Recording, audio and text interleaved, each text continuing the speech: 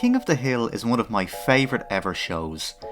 From the first time I seen it as a teenager, I just loved everything about it. The characters, the setting, and the humour. When I started this channel a few months ago, the first video I made was about the series finale of King of the Hill, and from the positive response it got, I realised that the show was a lot more popular and had a much bigger cult following than I ever realised. This probably had a lot to do with the fact that King of the Hill never really travelled outside of America, as well as other adult animations from the 90s, such as The Simpsons and South Park. I'm not entirely sure why that was, but if I had to guess, I'd say that while The Simpsons creators intentionally never gave the show a specific location, and audiences around the world related to the idea of a family just getting by, King of the Hill was, at its core, very much a show with a sense of place. Its setting of small town Texas was always prominent in the show's tone. Making the show this specific to a certain region might reduce its ability to appeal to an international audience, but for me it added to the show's realistic feel and was all the better for it. Maybe it shouldn't have really been a surprise to me just how popular a show King of the Hill had been at its height, because King of the Hill was a show which found humour in the mundane. And while that humour was often subtle and maybe not as in your face as some of its counterparts, in its own way King of the Hill was often just as laugh out loud funny. Those laugh out loud funny moments were often the result of a show that was character driven and had a strong emotional core. The behaviour of those eccentric characters whom the audience had grown to know and love could bring about incredibly funny moments, while still consistently delivering episodes which told realistic and down-to-earth storylines which were based around the complex relationships of the show's characters. From as early as the beginning of the golden age of animation in the 1930s, animated shows have been able to use the medium to tell storylines and jokes that simply wouldn't be possible in a live-action show. It gives writers a freedom to create a show based around pretty much any premise or situation that they wish. In the animated world, a coyote falling from a cliff, or being crushed by a boulder and surviving, is no more unrealistic, or probably of no more production cost, than two people sitting at a table having a conversation. When adult animation entered the mainstream in the 90s, it again allowed show creators to create any type of universe they wished in order to tell their story. Whether it be characters with yellow skin, a talking towel, or a dog who walks and talks just like the human characters in the show. And this is something that's always fascinated me about King of the Hill, because even though it's an animated show, it doesn't really have that feel of an animated show.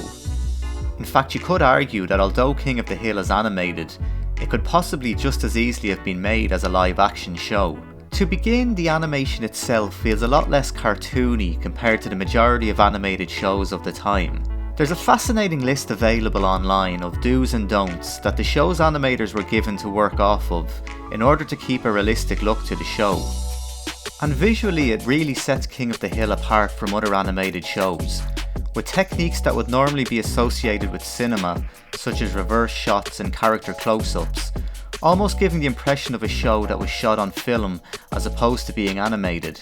If you take for instance this scene of Bill watching the Hills in their kitchen from the backyard, or the realistic effect of the shadow appearing on Hank here, it feels like you could almost be watching a movie rather than an animated show. And that realistic look would set the tone for a show that would feature realistic settings and storylines, which never veer too far into the zany territory that the medium of an animated show allows. And I think when you consider this, it makes the fact that King of the Hill lasted for 13 seasons and 259 episodes seem like a very impressive feat. Because when it comes to consistently producing ideas for 20 plus episodes every year, this task must be much more difficult when you have to set the show's universe completely in reality. Everything that happens in the show has to be believable and within the realm of logical possibility. When you consider other adult animation shows which were released around the same time, the ability to use that advantage of an animated world is definitely more obvious in other shows. Also first airing in 1997, South Park set out from the first episode a world where, despite its sleepy setting in a small town in Colorado, anything was possible from the supernatural to the downright crazy. Released a couple of years later, Family Guy had the freedom to have its narrative cut away to obscure references and situations, which account for a substantial amount of the humour in the show. When King of the Hill premiered in 1997, the show which most critics naturally compared it to was Fox Network's other hit animation, The Simpsons. At the centre of both shows were a lower middle class family dealing with everyday issues. And when you compare the first couple of seasons of both shows, there probably is some similarities in the tone of each show. However, as The Simpsons began to hit its stride and develop into possibly the greatest television show of all time, there was definitely a slight veering away from reality to more cartoony scenarios. There is criticism that for the last few seasons of King of the Hill's 13-season run, it began to become more repetitive and less character-driven. And I think there probably is some truth in that. But when you consider that a show as great as The Simpsons had, by its 10th season, an episode featuring the Loch Ness Monster, or that by season 11 there was an episode where Homer ends up in the land of the jockeys, then I think King of the Hill done a pretty good job in staying believable until the end of its run. I think the best summary I've ever seen of what a great job the writers of King of the Hill done in just managing to maintain that down-to-earth and understated humour for so long was actually in an episode of South Park. The two-part episode, Cartoon Wars, sees South Park creators Trey Parker and Matt Stone take a shot at Family Guy, when Cartman decides to try and have Family Guy pulled from the air and travels to the Fox studios, where he discovers that the Family Guy writing staff are a group of manatees who form the jokes by placing together idea balls with verbs and pop culture references to form cutaway jokes. In the episode, Cartman is joined in his mission by Bart Simpson, and during a scene where Cartman and Kyle wrestle through the Fox studio lot, they crash through the offices of King of the Hill, where the staff stop working momentarily to see what's happening, before simply returning to working hard on the upcoming season 11.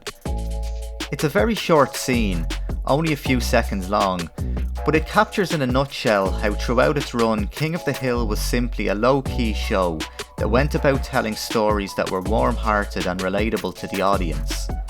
It may not have made the same impact on mainstream media as some of its peers, or managed to stay on the air as long, but for those who watched it, the often heartfelt storylines, lovable characters, and the understated and subtle humour lives long in the memory.